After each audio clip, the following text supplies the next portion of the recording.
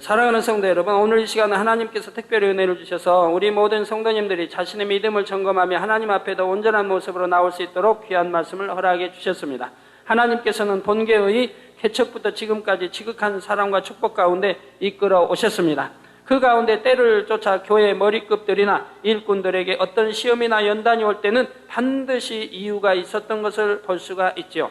저는 개척 때부터 어떤 충성했던 일꾼이나 이런 일꾼들이 어떤 사고를 당했을 때는 꼭 하나님께 기도해서 무엇 때문에 사고를 당했는가, 지킴받지 못했는가 그 이유를 좀 여쭈었고, 또 일찍 소천한 분이 있으면은 왜 소천하게 됐는가 반드시 그걸 기도해서 하나님으로부터 응답을 받았던 것입니다. 왜 그래야 내가 앞으로 목회하는데 이것저것을 분별해 바로 할 수 있겠기에 그렇게 기도해서 꼭 응답을 받아왔던 것입니다. 또 이때는 단지 개인적인 연단으로 끝나는 것이 아니라 교회 전체적으로 큰 깨우침이 된다든가 많은 사람들이 자신을 돌아보고 믿음을 점검할 수 있는 계기가 되어 우리 모두가 축복의 길로 한 걸음 더 나아가게 되었던 것입니다. 오늘 말씀도 바로 그러한 경우입니다. 신앙의 연수가 오래되고 본교의 직분자인 한 분에게 하나님께서 왜 연단을 허락하셨는지 그 이유를 제게 자세히 말씀해 주셨습니다.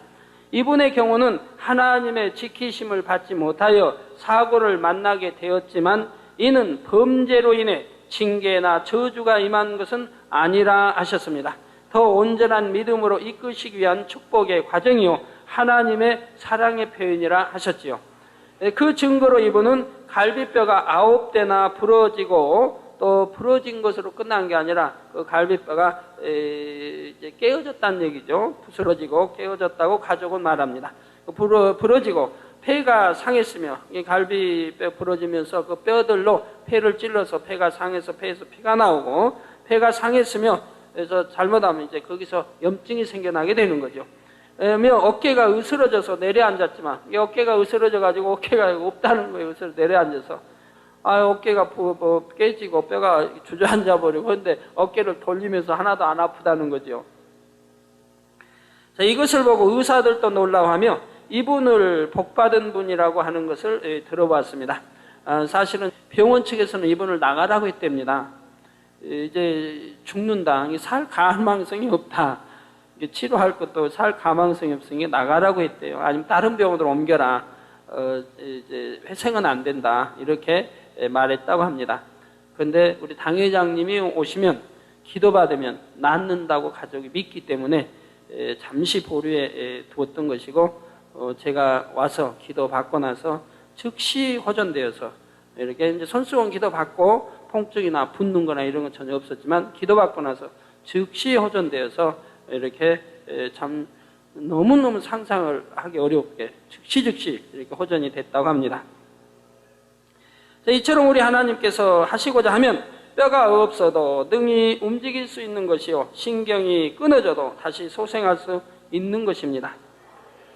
그래서 이제 이쪽 병원에 옮겨가지고도 병원에서 도대체 살아있을 수도 없는데 당신은 축복받은 사람이다 라고 하고 더 치료할 것이 없다, 이미 나섰으니까 2주만 있으면 더 치료할 것이 없으니까 2주 있다 퇴원하라고 그렇게 말했다고 합니다.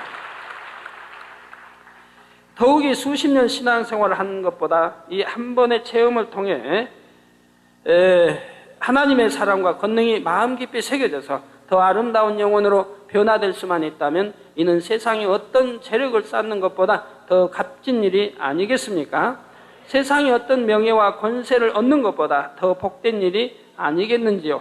그러므로 사랑의 아버지 하나님께서는 오늘 이 한 분의 경우를 샘플로 들어주심으로 우리 모든 성도님들이 함께 은혜를 나누고 깨우침을 얻도록 특별히 이와 같은 시간을 허락해 주신 것입니다.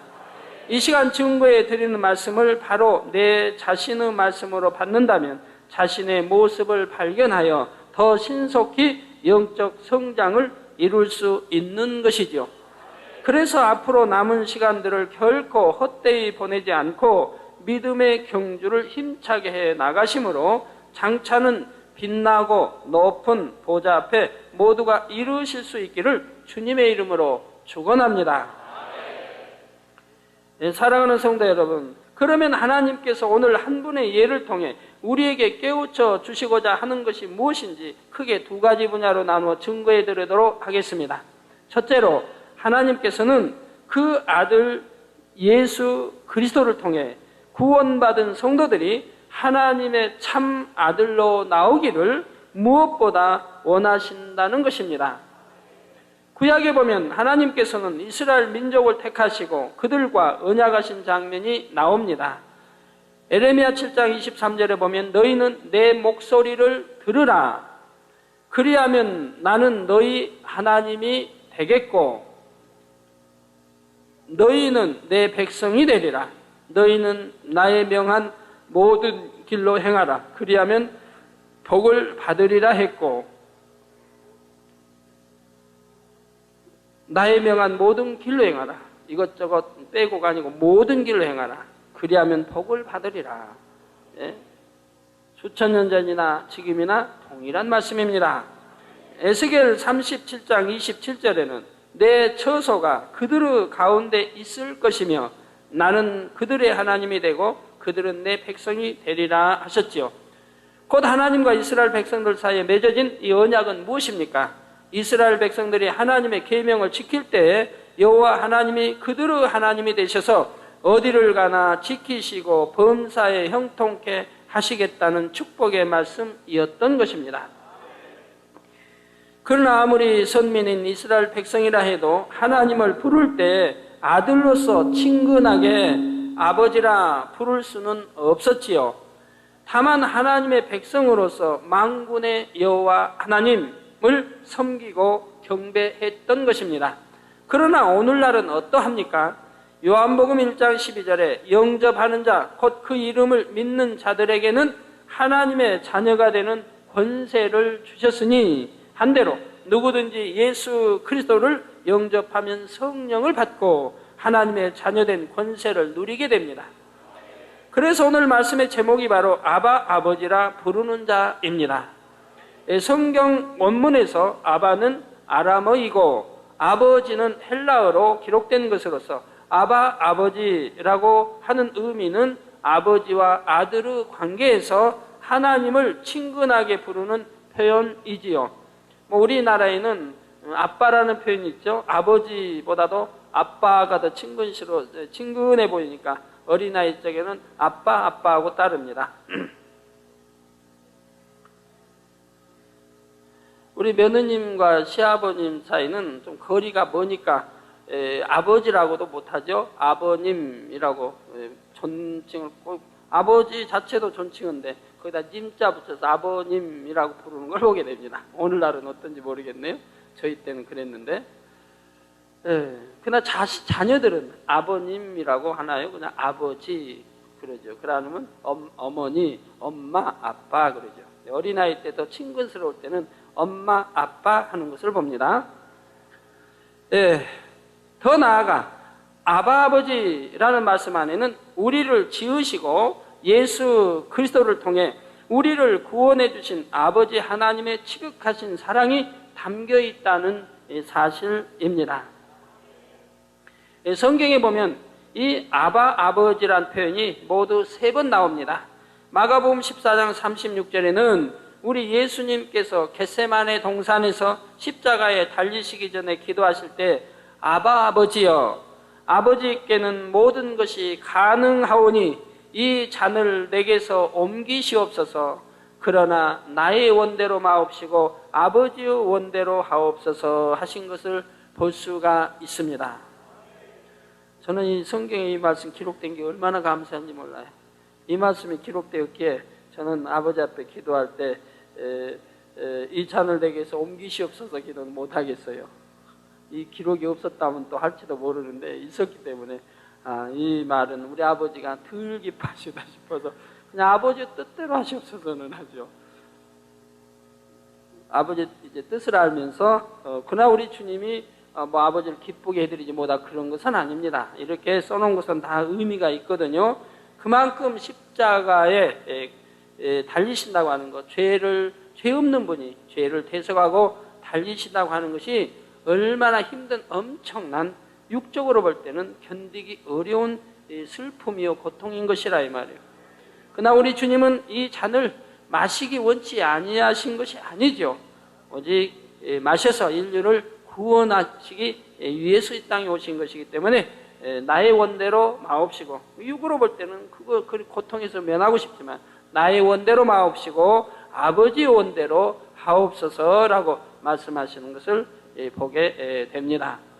또한 갈라디아서 4장 6절에는 너희가 아들인 고로 하나님이 그 아들의 영을 우리 마음 가운데 보내사 아바 아버지라 부르게 하셨느니라 했고, 오늘 본문 로마서 8장 14절 15절에는 무릇 하나님의 영으로 인도함을 받는 그들은 곧 하나님의 아들이라. 무릇 하나님의 영으로 인도함을 받는 그들이 곧 하나님의 아들이라. 여러분들이 하나님의 영으로 인도함을 내가 받고 있는지 받고 있지 않은지를 살펴보세요. 하나님의 영으로 인도함을 받는 그들은, 성령으로 인도함을 받는 그들은 곧 하나님의 아들이라. 그러니까 아무나 하나님의 아들인 게 아니라 이 말이에요. 우리가 주여 믿습니다 한다고 해서 하나님의 아들인 것이 아니라. 그래서 성경은 마태복음 5장에도 나오고 히브리서 나오고 곳곳에 나오잖아요. 하나님의 아들이 누구인가? 정령이 성령을 받았다고 하면 성령의 주관 인도를 받도록 해야 할 것이고, 그게 믿음이라 말이에요. 순종해서. 그래서 성령의 인도를 받아야 할 것이라 말이에요. 아버지의 영으로 인도함을 받아야 한다. 그들이 하나님을 아바 아버지라 부를 수가 있다 이 말이에요. 하나님의 성령의 인도로 아버지의 영의 인도를 받지 않냐고 마귀의 영, 어둠의 영의 인도를 받으면서 하나님을 아바 아버지라 부른다면 요한 1서 1장에 말한 대로 거짓말하는 것이라 이 말이에요. 믿습니다. 하나님과 사귐이 있습니다. 하나님을 사랑합니다 하는 것이 거짓말인 것이라고 성경은 말씀하고 있는 것이지요. 너희는 다시 무서워하는, 그 15절에 너희는 다시 무서워하는 종의 영을 받지 아니하였고, 즉 마귀의 영을 말하죠. 마귀로부터는 종의 영을 받지 아니하였고 양자의 영을 받았으므로 아바 아버지라 부르짖느니라 하신 것입니다. 성도 여러분, 죄는 곧 하나님과의 단절을 의미합니다. 따라서 우리가 죄인 되었을 때는 하나님과 상관이 없는 자요 원수 마귀의 종이 되어 멸망으로 가야만 했습니다. 그러나 하나님께서는 우리를 구원해 주시기 위해 예수 그리스도를 화목제물로 삼으사 인류의 모든 죄의 담을 헐어 주셨지요. 이 사실을 믿고 그리스도를 영접할 때 하나님께서는 우리 안에 성령을 부어 주시는데, 이 성령의 인도함을 받는 사람은 하나님의 아들이 되어 하나님을 아바 아버지라 부를 수 있다는 말씀입니다. 그렇다면 여러분은 하나님을 어떻게 부르십니까? 어떤 분은 하나님을 창조주 하나님, 만군의 여호와 하나님이라고 부르는 분이 있습니다. 또 어떤 분은 하나님 아버지 부르기도 하고, 어떤 분은 아버지 하나님이라 부르기도 하지요. 또 어떤 분은 그냥 아버지라고 하기도 하며 아바 아버지라 부르시는 분도 있습니다. 이것은 하나님을 믿는 믿음에 따라 다른 것을 봅니다. 처음에 여러분이 하나님을 알고 주님을 영접했을 때는 기도할 때 하나님 하고 나오지요. 아버지라고 부르기에는 거리가 느껴지기 때문입니다. 이게 왜 하나님이 사랑이시며 왜 우리가 예수로 인해 구원받고 우리 구세주가 되시는가 영적인 뜻을 모를 때는 하나님을 아버지라고 부르기가 쑥스럽죠. 그래서 그냥 하나님 아니면 여호와 하나님, 여호와 만군의 하나님, 좀 경칭을 경외해서 여호와 만군의 하나님 하면서 기도한단 말이에요. 그래서 아버지라고 부르기는 좀 거리가 느껴집니다. 그런데 거기서 믿음이 좀 더 성장하게 되면 다음으로는 하나님 아버지 이렇게 기도가 나오는 것을 봅니다. 우리 성도님도 저를 부를 때 가지각색입니다. 초신자, 아무 저에게 은혜도 안 받고 초신자는 저를 목사님이라고 표현하게 되죠. 이게 이제 처음 왔으니까 좀 다니다 보면 목사님, 당회장님이라고도 했다가 목사님이라고도 했다가 당회장님 하면 좀 쑥스러운가 봐요. 그러다가 어떤 분들은 일꾼인데도 저하고 대화하다가 무의식 중에 목사님이라고 튀어나온 분이 있어요. 그러면 아, 저분은 평소에 나를 놓고 기도를 많이 안 하는 분이구나 하는 것을 알게 돼요. 그냥 늘 기도할 때 당회장님에서 기도하고 당장님에서 기도하고 했더라면은 입술에 그냥 마음이 그냥 술술술 나올 텐데 저를 보고도 목사님 나오니 그랬다가 당황해서 얼른 또 아니 당회장님 바꾸는 분들 가끔 보는데 들통이 나요. 그냥 기도할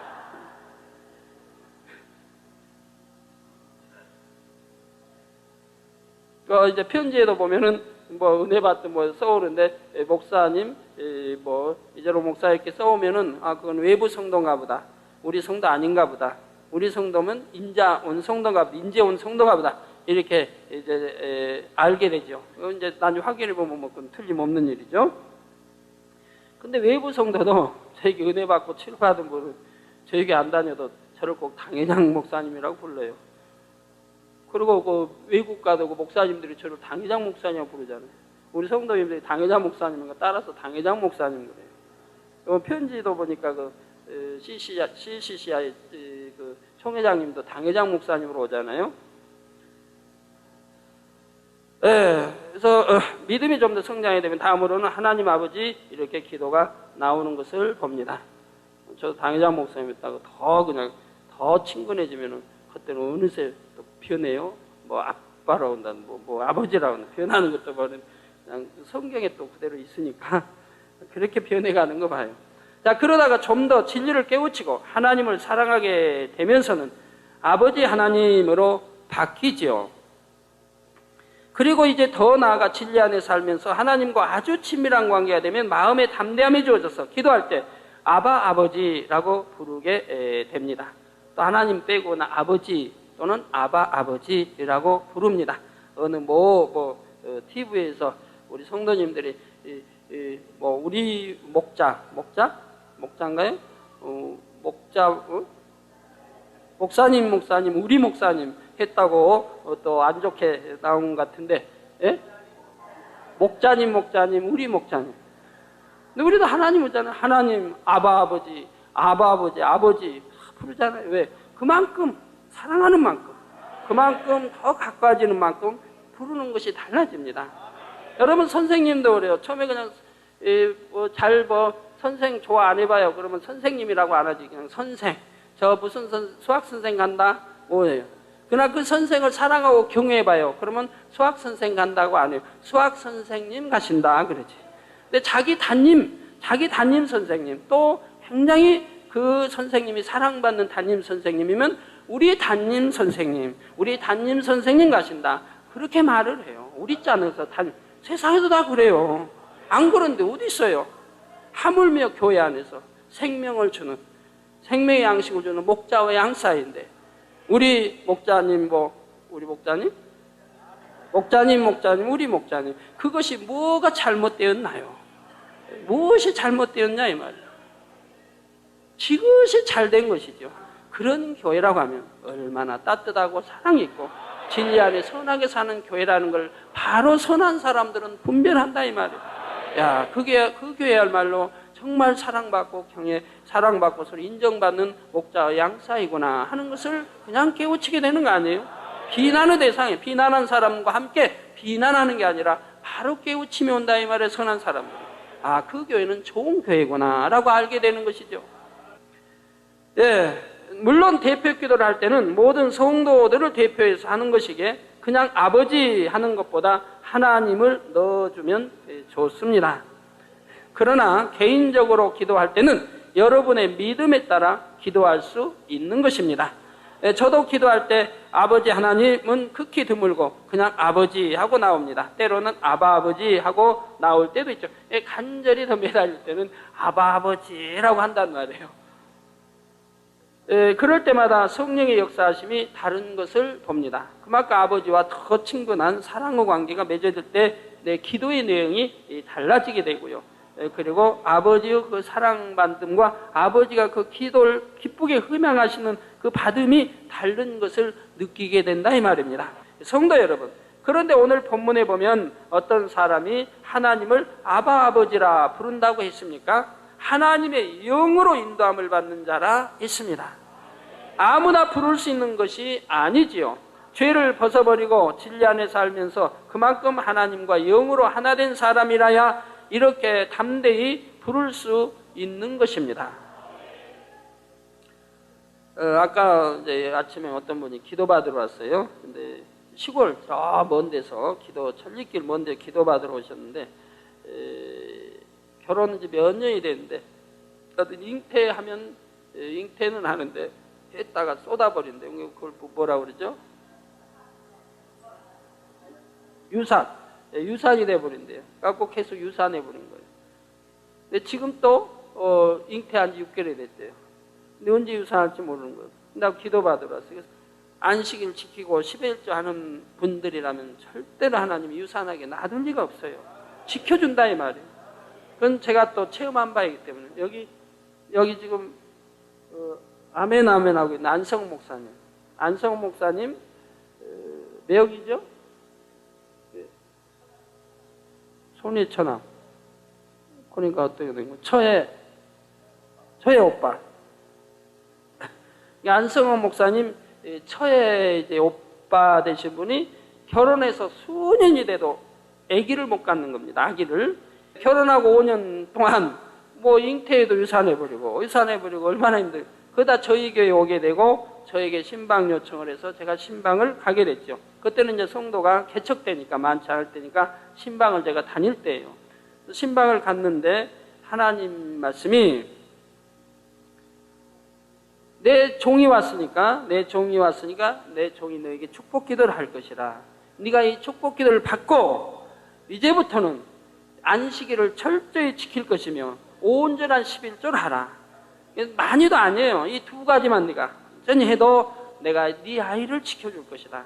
그래서 유산되지 아니하고 건강한 아이를 낳아서 잘 자라게 할 것이라고 하나님이 축복의 말씀을 줬습니다. 그래서 제가 그렇게 축복 기도를 해줬어요. 그리고 당부를 했어요. 어찌하든 안식일은 꼭 지켜야 할 것이고 온전한 11조 반드시 하라. 그래야 하나님이 지켜주신다라고 했어요. 그랬는데 그 아이를 건강히 낳고 그 다음에 또 낳고 그래서 이렇게 둘 자녀를 갖게 되었던 것이죠.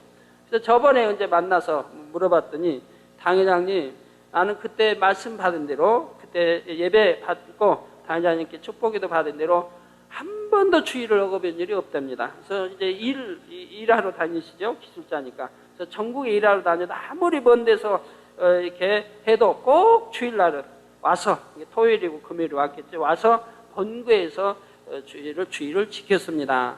한 번도 빼먹은 적이 없대요. 그래서 그때 한 번 말씀 이렇게 축복기도 하고 말씀 내가 권면했는데 그 말씀을 명심해서 지금까지도 지켰구나 하고 얼마나 감사한지 몰라요. 하나님 말씀은 틀림이 없다니까요. 안식일도 안 지키고 온전한 11조도 제대로 하겠어요. 그러니 하나님과 아무 관계가 안 되는 거예요. 입술로는 아버지 하나님 믿습니다 해도 소용이 없어요. 그건 다 거짓말이니까 아버지가 받으시질 않아요. 거짓말하고 있는 거니까.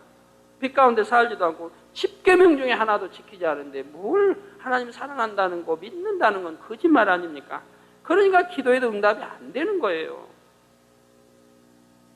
그래서 제가 오늘 기도해 주면서 신신당부했는데 꼭 안식일 지키시고 11조 하라고 했는데 이분이 명심하여서 꼭 지켜야 할 텐데 그러면은 유산되지 않냐고 건강한 아이 낳을 것이고 만약에 순종치 않으면 그 다음에는 저는 몰라요. 그 다음에는 낳을 수 없는 거를 하나님이 능력으로 낳게 해주는 거 아닙니까? 하나님 지켜주고 보고 그러면 최소한 하나님의 뜻대로 살아야죠. 최소한은 온전히 성결되게는 안 해도 최소한 것도 안식일과 온전한 11조는 해야 할 거 아니에요. 네, 그래서 그만큼 하나님과 영으로 하나 된 사람이라야 이렇게 담대히 부를 수 있는 것입니다. 비록 교회에 오래 다니고 직분자라 해도 하나님의 영으로 인도받지 못한다면 아버지라 부를 수가 없습니다. 따라서 하나님과의 관계를 살펴보면 자신의 신앙이 어느 단계에 와 있는가를 바로 측정할 수 있는 것입니다. 그래서 만약 여러분의 신앙이 아직 온전치 못하다고 하면 이 시간을 통해 참으로 깨어지는 역사가 있어야 할 것입니다. 오늘 말씀드린 한 분의 경우도 하나님께서 안타까워하시는 분야가 바로 이것입니다. 이분은 오랜 시간을 신앙생활에 오셨지만 하나님을 구약시대의 이스라엘 백성들처럼 여호와 하나님, 만군의 전능자 하나님으로만 알고 있다고 하셨습니다. 물론 기도할 때는 하나님 아버지라고 부르지만 마음 중심에서 하나님을 내 영혼의 아버지로 느끼지 못하니 그저 경배하고 섬겨드려야 할 대상으로만 하나님을 바라보는 것이죠. 이게 구약의 하나님과 백성 사이가 되어 있다. 신약에 와서는 하나님이 내 아버지고 나는 아들, 딸 이렇게 자녀 관계인 것인데 하나의 하나님과 백성 사이로 그렇게 느끼고 있다 이 말입니다. 그렇게 알고 있다는 게 아니고 아는 거야. 하나님의 아버지고 아들인 거 알죠. 하지만 느낌은 그렇게 느끼고 있다. 그러니까 그만큼 기도에도 거리가 있는 거 아니에요. 그러나 하나님께서 저와 여러분에게 원하시는 것은 이런 관계가 아닙니다. 그런다면 인간 경작할 필요가 없지요. 하나님은 참 자녀를 얻기 원하셨단 말이에요. 우리를 구원하시기 위해 독생자 아들까지 내어주신 아버지의 하나님의 사랑을 마음 깊이 느끼면서 마치 아들이 그 아버지를 대하듯 그렇게 친근하고 사랑스럽게 나오기를 원하시는 것입니다. 이것은 우리 인생들의 마음에 비춰보아도 쉽게 알 수 있습니다. 만약 대기업의 회장에게 두 아들이 있다고 합시다. 아버지 밑에서 회사 일을 돕는 두 아들 모두가 착하고 성실하며 능력도 있습니다. 그런데 큰아들의 경우는 일도 잘할 뿐 아니라 아버지를 지극히 사랑하여 늘 그 곁에서 마음을 살피고 서로 대화하기를 기뻐합니다. 회사에 어려운 일이라도 생기면 최선을 다해 아버지를 위로해 드리는 것입니다. 또 아버지를 신뢰하여 무슨 일이나 의논하고 자신의 생각이나 의견도 자유롭게 대화 나눌 만큼 아버지와 친밀한 아들이지요. 우리 성도님들도 저 당회장을 사랑하고 그런 우리 예를 들어 젊은 청년들이 가난이고 저 사랑하는 봐요. 그러면 결혼해도 꼭 저에게 보고 안 해도 될 것 같은데 보고해요. 결혼 이렇게 하려고 합니다. 허락해 주세요. 내가 허락하고자 하시고 할 일은 없죠. 그래도 목자이기 때문에 꼭 이렇게 여쭙고 허락을 받는 분들 봐요. 그럼 100명이 말하면 100명 다 저는 허락하지요. 반대할 리는 없죠. 그래도 허락을 받으러 와요. 저를 이렇게 사랑하는 분들은. 그리고 꼭 결혼 어디서 한다든가 꼭 여쭙고 어디서 가요. 또 주례는 이렇게 또 세세하게 여쭙는 것도 있고요. 아니면 정 만날 기회가 없으면 편지로라도 이렇게 미리 결정하기 전에 꼭 보고서 알리는 그런 분들을 지금까지 많이 보았습니다. 그러나 어떤 분들은 입술로는 사랑한다고 하면서 전부 혼자 결정해보고 나중에 통첩식으로 알려주는 분도 다 결정하고 알려주는 분도 있어요. 이게 거리가 멀면 이해가 되는데 가깝다 하는 분도 그런 분도 있고 그래서 참 다양한 걸 봅니다. 그래서 이런 걸 통해서 내 마음에 얼마큼 영으로 사랑하고 안 하고가 다 분별되는 거죠. 우리 하나님과 사이도 마찬가지라 이 말이에요. 여러분도 하나님과 사이 모든 것이 마찬가지. 영으로 분별해 보시면 내가 얼마나 하나님을 사랑하고 하나님의 사랑을 받는지를 알게 되는 것입니다. 예, 그래서 자신의 생각과 의견도 자유롭게 대화 나눌 만큼 아버지와 친밀한 아들이죠. 반면에 작은 아들은 성실하고 능력이 있어 다른 사람의 본이 되고 인정도 받지만 아버지를 그저 회사의 상사로만 생각합니다. 집에서도 아버지를 회장님이라 부르면서 어려워하고 혹시 실수라도 하면 눈치를 보고 주눅이 들어 버립니다. 아니면 집에서는 아버지라고 어려서 불러서 부른다고 해도 회사에 가서는 남이 보니까 회장님 또 하지요. 예, 또한 내가 무엇을 해야 회장님이 기뻐하실까, 나를 인정하실까 염려함으로 늘 마음이 무거운 것입니다. 그렇다면 아버지 편에서 볼 때 이 두 아들 중에 누가 더 기쁨이 되겠습니까? 누가 더 기쁨이 되겠나요? 큰아들인가요? 둘째인가요? 큰아들이 당연히 아버지의 기쁨이 되는 것이죠. 다른 사람들이 볼 때는 둘 다 효도하는 아들 같지만 아버지는 중심에서 자신을 사랑하고 함께 모든 것을 나눌 수 있는 큰아들이 더 힘이 되고 사랑스러울 수밖에 없는 것입니다. 이와 마찬가지로 우리 하나님께서도 하나님의 자녀들이 중심에서 아버지를 사랑하기를 원하십니다. 하나님이 두려워서 죄를 범치 않고 심판이 무서워서 육체의 일을 하지 않는 차원이 아니라 하나님을 사랑하기 때문에 계명들을 지켜 순종하는 그런 참자녀로 나오기를 원하시는 것이죠. 바로 욥기의 욥이 순전하고 정직하고 하나님을 경외했습니다. 그러나 하나님을 두려워했다고 성경에 나오지 않습니까? 두려워했다고. 그리고 나서 그 다음에 연단이 오는 것을 볼 수가 있는 거죠. 왜? 두려운 하나님이 아니니까. 두려운 하나님이라면 아무리 하나님을 경외하고 사랑한다 할지라도 하나님과는 벽이 있지 않습니까? 담이 있는 것이라 이 말이에요. 이 두려움이 없을 때, 그리고 진정 사랑할 때 이 사랑이 가치가 있는 거죠. 여러분, 부모님을 진정 사랑하면 두려움이 있나요? 두렵지 않아요. 나를 낳아준 부모님이 사랑스럽지 두려움이 있는 게 아니에요. 부모님이 때리면 두렵나요? 때려도 두렵지 않아요. 오히려 더 때려달라고 하지. 왜? 잘못했으면 맞는 거니까. 그런데도 내 부모님 두렵다. 그러면 부모님 앞에 불효하기 때문에, 부모의 뜻을 거역하고 잘못하기 때문에 부모님이 두려운 거 아니겠습니까? 그래서 부모가 엄하해서 잘못하니까 징계하고 때리고 뭐 하기 때문에 두려운 거 아니에요. 그건 부모를 속썩이게 하고 부모의 말도 듣지 않고 그런 불효 자녀이기 때문에 부모님이 두려운 것이라 이 말입니다. 부모 입장에서도 마찬가지예요. 자녀가 두려운 그런 부모도 있죠. 자녀들이 두려운 부모. 왜? 자녀들이 너무 말썽 부리고 힘들게 하니까 그 자녀들을 볼 때 두렵다 이 말이에요. 부모 입장에서도. 그러면 안 되겠죠? 근데 그렇다 이 말이에요. 자, 이처럼 중심으로 할 때라야 하나님 앞에 참 기쁨이 된다는 사실입니다. 한 예로 이런 경우를 들어보지요. 어떤 분은 주일날 교회에 나와 기도할 때 보면 하나님, 이 죄인 하나님께 나왔습니다. 하나님 앞에 안식일을 거룩히 지키기 위해 나왔나이다. 기도하는 것을 봅니다.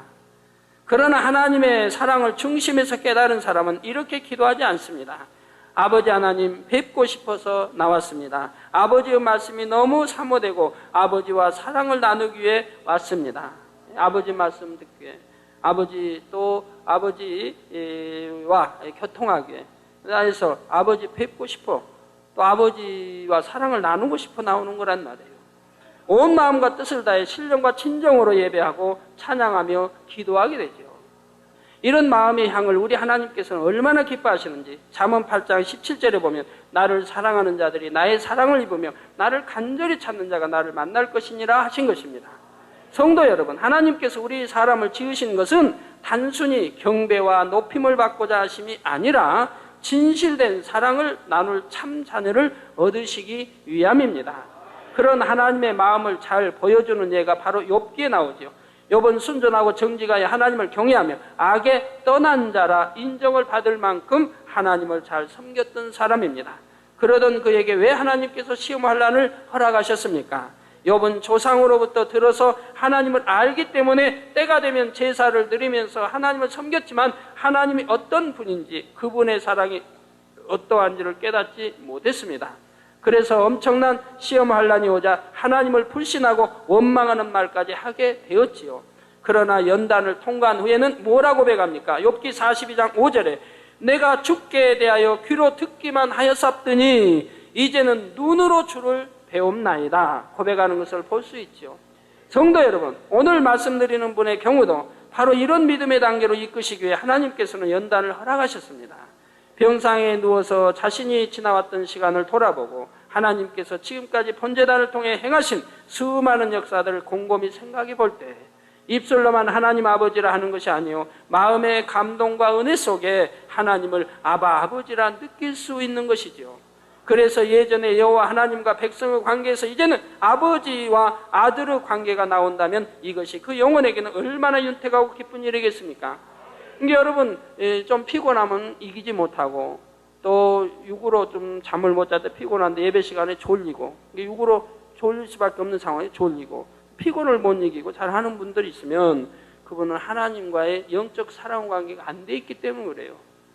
내가 불같이 뜨겁게 기도하고 하나님과 영적 사랑 관계가 되면 피곤이나 졸음이 오질 않아요. 물론 이틀 3일 못 자면 졸음이 올 수 있지만 피곤해서 졸리고 또 피곤하고 무기력하고 이러지는 않아요. 그런 것이 없는 거예요. 그런 육적인 것이 없는 거예요. 하나님의 사랑을 사랑받으면 육의 그러한 것들은 떠나버려요. 그런 관계가 그런 영적인 사람 관계가 안 돼 있기 때문에 피곤도 느끼고 힘드는 것이죠. 이런 체험을 통해 아버지 하나님을 확실히 만나면 앞으로는 신앙이 엄청나게 달라질 것입니다. 말씀을 들으면 영안이 열려서 그 안에 담긴 진리를 깨닫게 됩니다. 습관적으로 하는 기도가 성령의 감동 앞속에 올리는 기도로 변하게 됩니다. 장로님은 습관적으로 기도한다고 그랬어요. 성령의 감동함으로 기도하지 않는다고 하나님 말씀이에요. 그러니까 기도를 해도 하나님 아버지 사랑합니다는 말하지만 기도로 들어가면 기도가 벌써 막 불같이 뜨겁게 충만한 그런 기도가 올려지지 않는다고 말씀한다 이 말이에요. 형식의 기도가 되어버린다 이 말이에요. 늘 습관을 쫓아 해왔던 10년 전의 기도, 지금도 그 기도, 변함이 없이 그 기도라 이 말이에요. 10년 전에 충만한 그게 지금도 그거. 그러니까 미지근한 신앙이 되었죠. 10년이라면 강산도 변해요. 엄청나게 내 영혼이 잘 돼 있어야 한다 이 말이에요. 그런데 10년 전에 그 모습이 10년 후에도 그 모습이 되어 있다 이 말이에요. 그러면 하나님이 계시록에 말씀한 대로 미지근한 신앙 상태는 내쳐버린다는 대로 미지근한 신앙 상태를 계속 유지하고 있는 것이라 이 말입니다. 그리고 영적인 어린아이가 되어 항상 마음에는 평안함과 기쁨이 넘쳐야 하지요. 이와 같이 여러분도 신앙생활을 해나감에 있어 지식으로 들어 아는 하나님이 아니라 여러분의 삶 속에서 섬세한 사랑으로 이끄시는 하나님을 만나심으로 온전한 믿음 가운데로 나오시기 바랍니다. 그래서 중심에서 하나님을 아바 아버지라 부를 수 있는 참 아들과 딸로서 나와야 영원한 사랑을 서로 나눌 수 있기를 주님의 이름으로 축원합니다. 참 아들과 딸로서 나와서 영원한 사랑을 서로 나눌 수 있기를 주님의 이름으로 축원합니다. 우리 하나님 여러분 사랑하고 사랑받아 보세요. 그럼 우리 하나님이 얼마나 좋은지요. 좋고 하나님이 두려운 하나님이 아니라 얼마나 하나님의 사랑이 섬세한지를 여러분이 깨닫게 돼요. 적은 일이나 큰 일이나 세밀하게 간섭하시며 얼마나 우리에게 축복 주시기 원하시고 응답해 주시기 원하시고 평강 주시기 원하시고 기쁨과 행복 주시기 원하는지. 자, 이제 두 번째로 우리가 깨우쳐야 할 분야는 바로 하나님의 참 자녀로 나오기 위해서는 성령의 인도함을 받아 순종해 나감으로 영으로 하나님과 하나를 이루어야 한다는 것입니다. 사랑하는 성도 여러분, 성령은 하나님의 영으로서 하나님의 깊은 것까지도 통달하시는 분입니다. 따라서 우리가 성령의 인도를 받아 순종해 나가면 그만큼 하나님과 하나를 이룰 수가 있죠. 그런데 어떤 이들은 하나님을 믿는다, 사랑한다 하면서도 성령의 인도를 받지 못함으로 여전히 육에 거하는 것을 볼 수 있습니다. 요한복음 3장 6절에 육으로 난 것은 육이요 성령으로 난 것은 영이니 하신 대로 성령으로 하지 않은 것은 모두 육에 속한 것이지요. 따라서 성령의 인도를 받지 못하면 아무리 계명을 지키고 하나님의 일을 한다 해도 하나님과는 아무런 상관이 없음을 알아야 합니다. 살아있으나 죽은 것과 다름없는 신앙이죠. 이런 신앙의 모습을 하나님께서는 우리가 이해하기 쉽도록 고목나무의 비유를 들어주셨습니다. 즉 살아있으나 죽음과 다름없는 신앙, 이런 신앙의 모습을 하나님께서는 우리가 이해하도록 고목나무의 비유를 들어주셨다 이 말입니다. 여러분이 고목나무를 한번 생각해 보십시오. 두꺼운 껍질에 쌓인 고목나무는 세월이 아무리 흘러도 자라나지 않습니다. 또 계절을 쫓아 다른 나무들은 싹이 나고 꽃을 피우며 열매를 맺어도 고목나무는 아무런 변화가 없지요. 바로 생명활동이 멈춰버렸기 때문입니다. 아니면 미약하기 때문입니다. 그러니 비록 크고 든든해 보인다 할지라도 그 안에 참 생명이 없는 것이고 생명이 있다 할지라도 꺼져가는 생명이라 이 말입니다. 이와 같이 우리의 신앙도 바른 신앙이 되려면 반드시 영적으로 성장이 되어야 합니다. 성장이 되지 않거나 되어도 너무 더디게 변화된다면 뭔가 신앙에 문제가 있음을 스스로 깨달아야 하는 것입니다. 오늘 말씀드리는 이분의 경우도 하나님께서 안타까워하시는 점이 그것입니다. 이분은 얼굴에 온유해 보이고 악이 없어 보이며 항상 은혜롭고 충만한 모습입니다. 또 여러 가지로 충성도 하죠. 만민 뉴스도 열심히 일터에서 매일같이 돌리고 있고요. 기도도 단일철야 별빛 기도도 열심히 하고 있고요. 기도할 때나 예배 드릴 때 등 자신이 있어야 할 곳에 있으면서 언제나 자리를 지키는 성실한 모습이지요. 그러나 이처럼 사람이 볼 때는 뜨거운 것 같고 충만한 것 같은데 그분의 신앙은 오랜 연륜에 비해서 많은 성장을 이루지 못했다고 하십니다.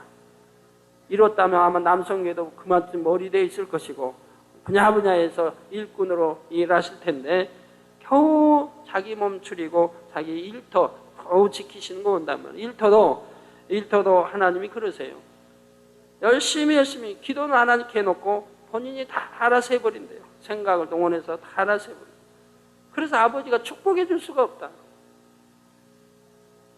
영으로 오는 게 아니고 육으로 하고 하나님께 맡겨야 하는데 하나님 맡기지 않고 본인이 다 해버린다. 그리고 어떤 데는 이거 기도해놓고 하나님 뜻으로 그냥 감사합니다 기도해놓고 나중에 보면 어느새 그 일터가 변개돼 있다 이 말이에요. 다른 일터로. 하나님 뜻이라고 한 때는 어느 때고 왜 그 일터가 어느 때는 변개돼서 다른 일터로 바뀌었냐고. 하나님이 또 얼마 있다가 아버지가 아버지 뜻이고 감사합니다 했고 얼마 있다가 너 또 바꿔라 그러셨나요 하나님이? 아니잖아요. 자, 그렇다고 해서 이분이 세상을 바라보거나 어떤 비진리를 행한 것은 아닙니다. 오히려 이분은 내가 이렇게 하면 하나님 앞에 잘한다 할 수 있을까? 내가 조금 더 노력하면 아름다운 모습이 될 수 있지 않을까 생각하며 나름대로 열심히 신앙생활을 해 오셨습니다. 또 목자를 위해서 내가 무엇을 도울 수 있을까 궁구하면서 사명도 잘 감당해 오셨고요. 그러나 문제는 자신은 최선을 다한다고 하지만 하나님 편에서 인정하시는 기준과 자신의 기준이 틀리다는 사실입니다. 예를 들어 기도를 할 때에도 타성에 젖어 그저 매일매일 기도하던 대로 기도량을 채웠다면 자신이 생각할 때는 오늘도 기도를 쉬지 않았다 할 수 있지요. 그러나 정작 기도를 통해 하나님과 깊은 교통을 하여 자신의 근본된 악을 발견하고 성령의 음성을 듣는다거나 어떤 영적인 체험을 가지지는 못합니다.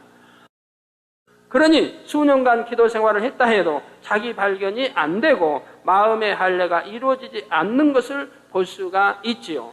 곧 영적으로 성장하지 못하고 그 자리에서 정체된 상태가 되는 것입니다. 그리고 사업터 일터 등 육적인 분야에서도 형통함을 받지 못하는 것이고요. 비록 하나님 앞에 10가지를 심었다 해도 열매로 거둘 때는 이처럼 한 개나 서너 개밖에 거두지 못하는 것입니다. 10개 심었으면 10개 이상 15개 이렇게 내야 되는 것인데 아니면 20개, 30개 내야 되는데 10개를 심었으면 한두 개밖에 서너 개밖에 거두지 못하고 있다 이 말입니다. 그러니 얼마나 안타까운 일입니까? 이는 바로 하나님 편에서 보실 때 아들과 사랑의 대화를 나누는 것이 아니라 마치 부하 직원에게 결제 서류에 도장을 찍어주듯 흠양하실 만한 기도가 되지 못하기 때문입니다. 이처럼 하나님은 내가 해야 할 일이기 때문에 하고 내가 있어야 할 자리이기 때문에 있는 이렇게 일상적이고 의무적이고 건조한 마음으로 하는 것을 원하시는 것이 아님을 알아야 합니다. 오직 우리의 중심을 보시며 진정으로 아버지 하나님을 사랑하고 신뢰하는 마음의 향을 받으시는 것이죠. 성도 여러분, 아버지 하나님께서 자기 아들을 희생제물로 내어주기까지 우리를 사랑하신 그 사랑이 어떠한지 깨닫는다면 중심에서 감사가 우러나지 않겠습니까? 주님께서 십자가에 달려 죽으심으로 우리를 구원해 주신 그 은총이 어떠한지 깨닫는다면 주님을 사랑하지 않을 사람이 누가 있겠습니까? 바로 그 감사와 사랑으로 인해 견딜 수 없는 마음이 되어 하나님 말씀에 순종하고 봉사하는 것이라야 그것이 참 믿음이요 하나님께서 받으시는 향기로운 향으로 그 보좌 앞까지 올라가는 것입니다. 결론을 말씀드립니다. 사랑하는 성도 여러분, 고목나무에서 다시 싹이 돋고 열매를 맺게 하려면 물을 데워주고 비료를 뿌려주기 전에 가장 먼저 그 나무의 성장을 막고 있는 두꺼운 껍질부터 벗겨내야 합니다. 마찬가지로 여러분의 신앙 속에서도 나름대로는 잘 달려간다 하지만 영적 성장을 저해하는 요소들이 있다면 그것을 버리고 깨트리는 작업을 해야 하지요. 그러기 위해 가장 중요한 것이 바로 기도할 때 습관적으로 하는 형식적인 기도가 아니요 정령의 아버지께 모든 것을 맡기고 자기 마음을 내어놓는 진실된 기도를 해야 한다는 것입니다. 그래야만 정확한 성령의 주관을 받을 수 있고 영적인 깊은 진리들을 깨달아 점점 영으로 들어갈 수 있지요. 또한 범사에 기뻐하면서 하나님 앞에 어떤 일을 할 때 항상 자기 중심을 점검하는 것이 필요합니다. 사명을 감당해 나가고 배운 바 계명을 지켜나가니까 나는 하나님 앞에 잘하고 있다 만족하는 것이 아니라 과연 내가 작은 것 하나라도 얼마나 온 마음과 뜻을 다해 하나님을 사랑함으로 행해왔는가를 돌아보아야 하는 것이죠.